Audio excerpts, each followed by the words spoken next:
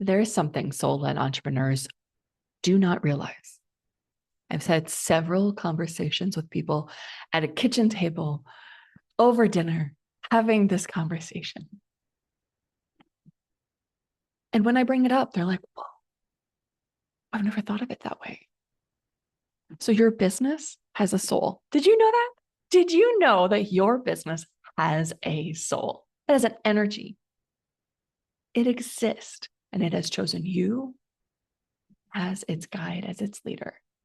And this is not in a fluffy way, not in a branding way, but in a living, breathing, evolving way.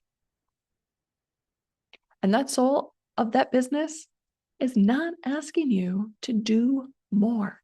It is asking you to become somebody.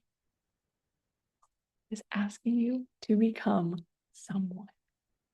Because that tension you feel right now, that stretching, that discomfort, that subtle friction between where you are and where you know you are meant to go, that's not strategy confusion. That's identity expansion. And hello, love. I am Sarah Sparks. And if you are a soul-led entrepreneur, visionary, mentor, coach, creative, this conversation is for you. If you know that you have a calling and your business feels like it is outpacing you, and you are not fully you in your business, this conversation is for you. So your business evolves faster than you do. Did you know that? So here's what happens. You receive a vision, you build an offer, you gather clients, you refine your message, you increase your visibility. Yep, did all that, check, check, check, check, check. But at some point, your business outgrows the vision of you that started it. The responsibility increases, the income increases, the eyes on you increase, the energetic demand increases, and suddenly you feel overwhelmed, reactive, imposter syndrome, afraid to rest, afraid to raise your prices, afraid to fully claim authority. Not because you're unqualified, no, but because your nervous system hasn't regulated to that new identity yet. The soul of your business has expanded and it's asking you to expand with it. There's a call to become. And this part, no one talks about. So when your business is ready to grow, it will require a different version of you. More regulated, more discerning, more self-trusting, less reactive, proving, hustling, explaining. But that transition can feel destabilizing because becoming requires shedding the version of you that over-delivered to be liked. Do you know why I'm smiling? Right? Loves. If you don't know this by now, I'll let you know again. I did all of this. When I am giving these examples, I have done everything. I've over-delivered to be liked. I've undercharged to be safe. I've said yes to everything. I've carried everything alone. So that version of you that your soul of your business is asking you to become is requiring this shedding, to not over-deliver to be liked, to not undercharge to feel safe. You have to say no sometimes, and you do not have to carry everything alone. I realized that I loved being the provider of other people's emotional support animal. I loved being the provider, the financial provider, the emotional provider. I loved it, the control that it gave me. I loved the freedom it gave me. I loved it all until my business expanded so much and it asked me to become someone new. Divine said to me, it is time to take on a new identity, Sarah. And that soul of your business is not impressed by how much you can handle.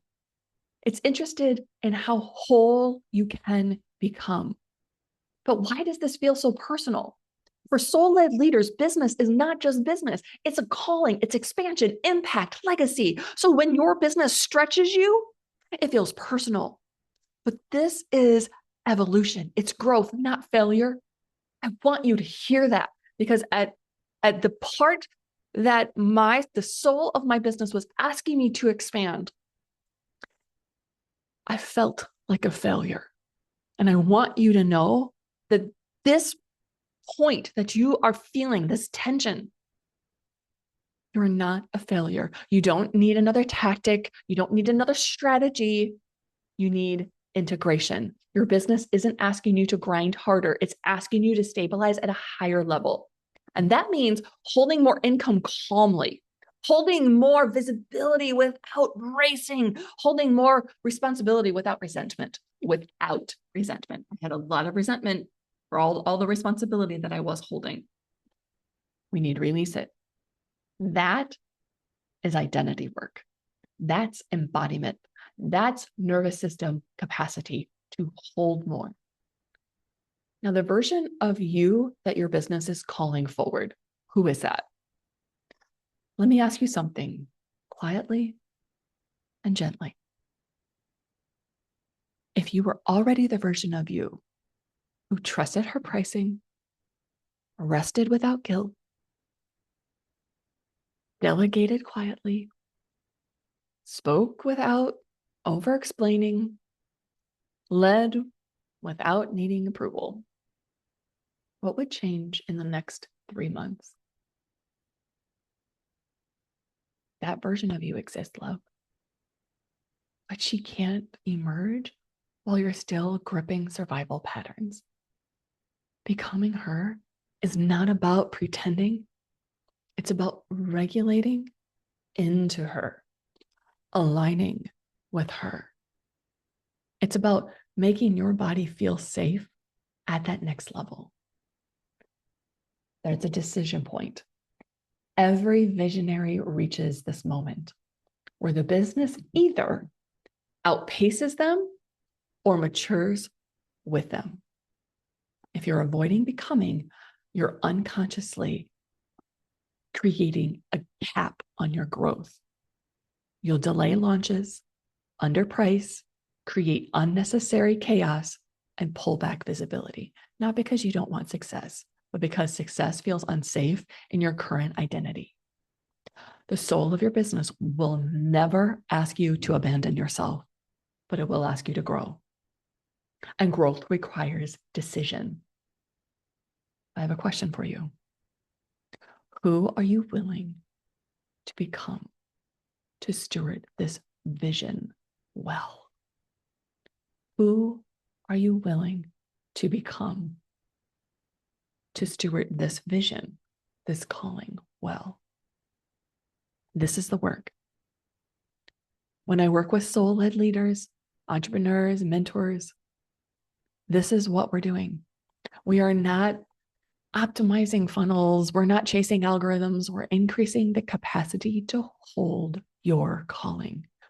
We are regulating your nervous system, aligning identity with expansion, integrating the version of you your business is asking for. This is not body work. This is leadership embodiment. It is the soul of your business aligning with the business of your soul. So growth feels coherent, not chaotic.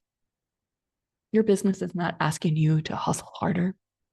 It's asking you to mature, to align, to regulate, to decide, to expand internally before expanding externally. And that tension you feel, that's initiation. The soul of your business is asking you to become someone. The question is, are you willing? And if this resonates, stay with me. You'll find deeper teachings, reflections, and ways to work together in the description below. Until next time, lead whole. I'm Sarah Sparks. Much love and success to you always.